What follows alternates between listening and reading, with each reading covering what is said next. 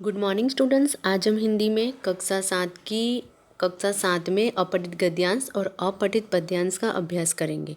यानी कि इसमें हम गद्यांश और पद्यांश दोनों का ही अभ्यास करेंगे। बच्चों, अपठित गद्यांश के विषय में संक्षेप में जानकारी आपको कक्षा 6 में दी गई थी। आपने कुछ अपठित गद्यांश का अभ्यास भी किया। आइए कुछ और अपठित गद्यांश का अभ्यास करें। आपको याद ही होगा कि अपठित गद्यांश वह गद्यांश है जिसे आपने पाठ्यपुस्तक में नहीं पढ़ा।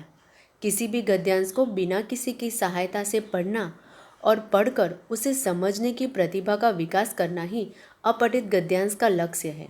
गद्यांश पर आधारित प्रश्नों का उत्तर देने के लिए जिन बातों का ध्यान रखना चाहिए उन्हें हम फिर से दोहरा रहे हैं। गद्यांश को 2 अथवा 3 बार ध्यान से पढ़ें। यानी गद्यांश को हमें 2 से 3 बार ध्यान से पढ़ना है। गद्यांश पढ़कर उसके नीचे दिए गए प्रश्नों को आपको गद्यांश में से ही ढूंढकर लिखने हैं। शीर्षक ऐसा हो जिसका संबंध पूरे गद्यांश से हो। शीर्षक यानी कि बच्चों जो गद्यांश है उसका एक टाइटल आपको देना है। तो आप अगर उसका शीर्षक देने जा रहे हो तो उसका शीर्षक पूरे गद्यांश से हो। वापस से दोबारा रिपीट कर लेती हूँ। गद्यांश को 2 अथवा 3 बार ध्यान से पढ़ें। गद्यांश पढ़कर उसके नीचे दिए गए प्रश्न के उत्तर आपको उस गद्यांश में से ढूंढकर लिखने हैं। शीर्षक ऐसा हो जिसका संबंध पूरे गद्यांश से हो।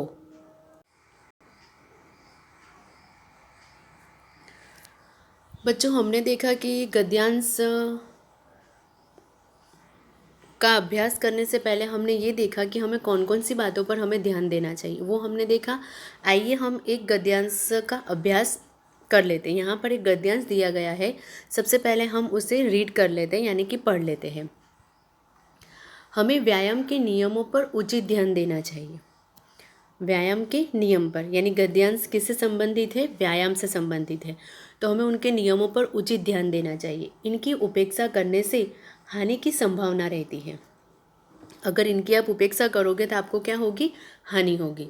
भोजन आदि के बाद व्यायाम नहीं करना चाहिए, यानी भोजन के बाद हमें व्यायाम नहीं करना चाहिए। हाँ, व्यायाम के बाद जलपान आवश्यक है। व्यायाम के बाद आप जलपान कर सकते हो। सदैव शक्ति के अनुकूल ही व्यायाम करना चाहिए। सदैव यानी कि हमेशा हमें हमारे शक्ति के अनुकूल ही व्यायाम करना चाहिए। अधिक व्यायाम करने से शक्ति क्षीण होती है, यानी ज़्यादा अगर आप व्यायाम करोगे तो आपकी शक्ति क्षीण होती है। इसलिए सदैव हमें शक्ति के अनुकूल ही व्यायाम करना चाहिए। खेल और व्यायाम का स्थान स्वच्छ और हवादार होना चाहिए। खेल और व्यायाम का जो स्थान है जहाँ पर हम व्यायाम करते हैं वो स्वच्छ होना चाहिए और हवादार भी होना चाहिए। सभी को अपनी क्षमता अनुसार व्यायाम करना चाहिए।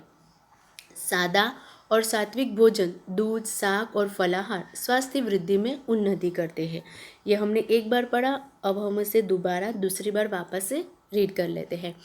हमें व्यायाम के नियमों पर उचित ध्यान देना चाहिए। इनकी उपेक्षा करने से हानि की संभावना रहती है।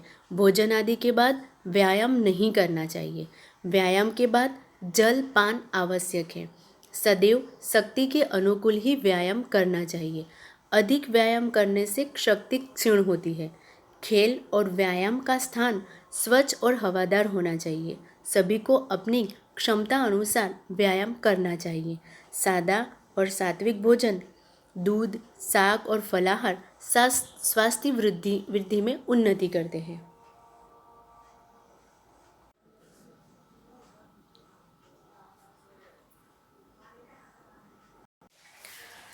बच्चों, हमने गद्यांश देखा, अब हम उसके नीचे प्रश्न देख लेते हैं। यहाँ पर मैंने अभ्यास के लिए 7 में प्रश्नों के उत्तर दिए हैं।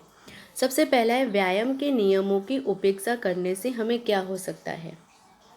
तो व्यायाम के नियमों की उपेक्षा करने से हानि की संभावना रहती है। भोजन आदि के बाद क्या नहीं करना चाहिए? भोजन आदि के बाद व्यायाम नहीं करना चाहिए। आवश्यकता से अधिक व्यायाम करने से क्या होता है? आवश्यकता से अधिक व्यायाम करने से शक्ति क्षीण होती है। खेल और व्यायाम का स्थान कैसा होना चाहिए? तो खेल और व्यायाम का स्थान स्वच्छ और हवादार होना चाहिए। गद्यांश का उचित शीर्षक दीजिए। तो गद्यांश का उचित शीर्षक है व्यायाम। ठीक है, यानी कि यहाँ पर व्यायाम के बारे में बात की गई है, इसलिए हमने गद्यांश का जो शीर्षक रखा है वो शीर्षक क्या रखा हुआ है, व्यायाम रखा हुआ है। वापस से प्रश्न रिपीट कर लेते हैं। व्यायाम के नियमों की उपेक्षा करने से हमें क्या हो सकता है? तो व्यायाम के नियमों की उपेक्षा करने से हानि की संभावना रहती है। भोजन आदि के बाद क्या नहीं करना चाहिए? भोजन आदि के बाद व्यायाम नहीं करना चाहिए। आवश्यकता से अधिक व्यायाम करने से क्या होता है? आवश्यकता से अधिक व्यायाम करने से शक्ति क्षीण होती है। खेल और व्यायाम का स्थान कैसा होना चाहिए? खेल और व्यायाम का स्थान स्वच्छ और हवादार होना चाहिए।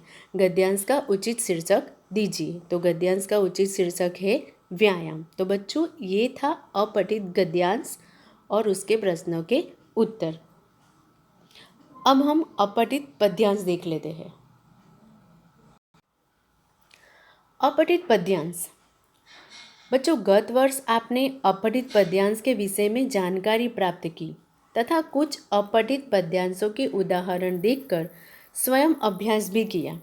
जैसे आपको मैंने अभी अपठित गद्यांश का हमने अभ्यास किया, तो वो भी आपको पता ही था। ऐसे ही अपठित पद्यांश का भी अभ्यास आपने किया था। अपठित पद्यांश भाषा ज्ञान का एक महत्वपूर्ण अंग है। किसी भी कालखंड को पढ़कर स्वयं समझकर उस पर आधारित प्रश्नों के उत्तर दे पाने की प्रतिभा का विकास करने के लिए इनका अभ्यास अत्यंत आवश्यक है। अपठित पद्यांश के प्रश्नों को हल करने के लिए निम्नलिखित बातों का ध्यान रखना आवश्यक है। अपठित पद्यांश भाषा ज्ञान का एक महत्वपूर्ण अंग है। किसी भी कालखंड को पढ़कर स्वयं समझकर उस पर आधारित प्रश्नों के उत्तर दे पाने की प्रतिभा का विकास करने के लिए उनका अभ्यास अत्यंत आवश्यक है। अपठित पद्यांश के प्रश्नों को हल करने के लिए निम्नलिखित बातों का ध्यान रखना आवश्यक है। दिए गए पद्यांश को ध्यान से 2 या 3 बार पढ़ें। पद्यांश के नीचे दिए गए प्रश्नों एवं विकल्पों को ध्यान से पढ़ें। प्रश्नों के उत्तर आपको उनके विकल्पों में से ही मिल जाएंगे। तो ऐसे ही दिए गए पद्यांश को ध्यान से 2 या 3 बार पढ़ना चाहिए।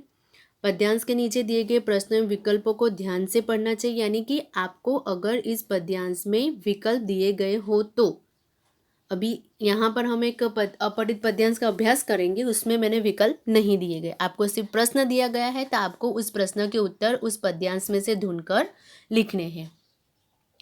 पद्यांश का शीर्षक भी पद्यांश को ध्यान में रखकर ही किया जाना चाहिए।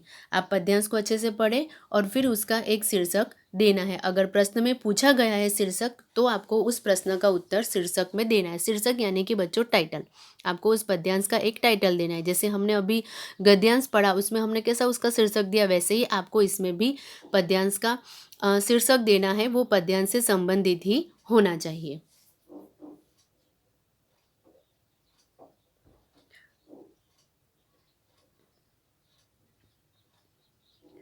यहाँ पर एक पद्यांश दिया गया है।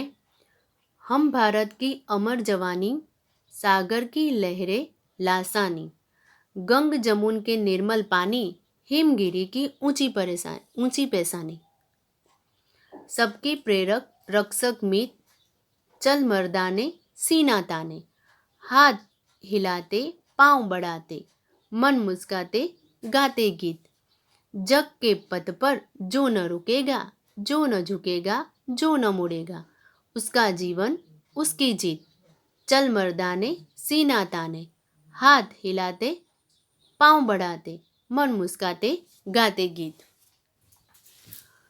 तो यहाँ पर बच्चों एक पद्यांश दिया गया है, तो हमने उसका एक बार रीड किया। आपको उसको अच्छे से 2 से 3 बार आपको उसको पढ़ना है ध्यान से पढ़कर फिर उसके नीचे जो प्रश्न दिए गए हैं उसके उत्तर आपको पद्यांश में से ढूंढकर लिखने हैं। जैसे यहाँ पर हम भारत की अमर जवानी, सागर की लहरें लासानी, गंग जमुन के निर्मल पानी, हिमगिरी की ऊंची पैसानी, सबके प्रेरक रक्षक मीत, चल मर्दाने सीना ताने, हाथ हिलाते पांव बढ़ाते, मन मुस्काते गाते गीत, जग के पथ पर जो न रुकेगा, जो न झुकेगा, जो न मुड़ेगा, उसका जीवन उसकी जीत, चल मर्दाने सीना ताने, हाथ हिलाते पांव बढ़ाते, मन मुस्काते गाते गीत। ये पद्यांश है। अब इसके नीचे प्रश्न दिए गए हैं, हमें उसके उत्तर पद्यांश में से ढूंढने हैं। पहला है, पद्यांश से हम शब्द का प्रयोग किस लिए किया जाता है। पद्यांश में हम शब्द का प्रयोग किसके लिए किया गया है। कवि ने देश की शक्ति को किस तरह आगे बढ़ने को कहा है। कवि के अनुसार जीवन की जीत किसे प्राप्त होती है। और कवि ने गंगा जमुना के पानी को कैसा पानी कहा है। तो ऐसे यहाँ पर 4 प्रश्न है। अब हम उसके उत्तर देखते हैं।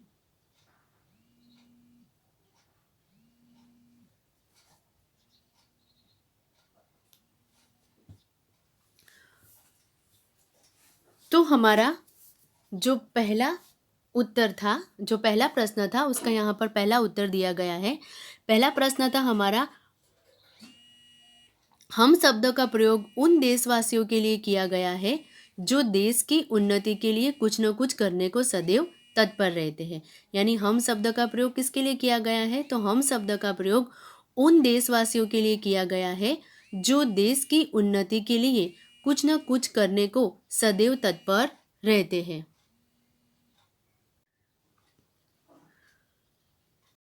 दूसरा उत्तर है, यानी कि उसका प्रश्न था, कवि ने देश की शक्ति को किस तरह आगे बढ़ने को कहा है। तो कवि ने देश की शक्ति को पूरे जोश और उत्साह के साथ खुशी से आगे बढ़ते रहने को कहा है। कवि ने देश की शक्ति को पूरे जोश और उत्साह के साथ खुशी से आगे बढ़ते रहने को कहा है। तीसरा था, कवि के अनुसार जीवन की जीत किसे प्राप्त होती है। तो जीवन की जीत उसे प्राप्त होती है जो मार्ग में न रुकता है, न कठिनाइयों के समक्ष झुकता है और न ही मार्ग की बाधाओं से पराजय स्वीकार करता है।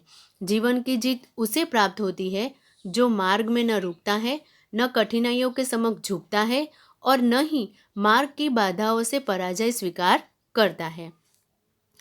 कवि ने गंगा यमुना के पानी को कैसा पानी कहा है। तो कवि ने गंगा यमुना के पानी को निर्मल पानी कहा है। तो ये थे बच्चों प्रश्नों के उत्तर। हम शब्द का प्रयोग उन देशवासियों के लिए किया गया है जो देश की उन्नति के लिए कुछ न कुछ करने को सदैव तत्पर रहते हैं। कवि ने देश की शक्ति को पूरे जोश और उत्साह के साथ खुशी से आगे बढ़ते रहने को कहा है। उत्तर 3 है, जीवन की जीत उसे प्राप्त होती है जो मार्ग में न रुकता है, न कठिनाइयों के समक्ष झुकता है और न ही मार्ग की बाधाओं से पराजय स्वीकार करता है। ऐसे ही चौथा उत्तर था, कवि ने गंगा यमुना के पानी को निर्मल पानी कहा है। तो बच्चों ये था हमारा अपठित गद्यांश और अपठित पद्यांश, जिसका हमने अपठित गद्यांश का अभ्यास कार्य देखा, ऐसे ही हमने अपठित पद्यांश का भी अभ्यास कार्य देखा। तो बस बच्चों आज के लिए इतना ही। Thank you.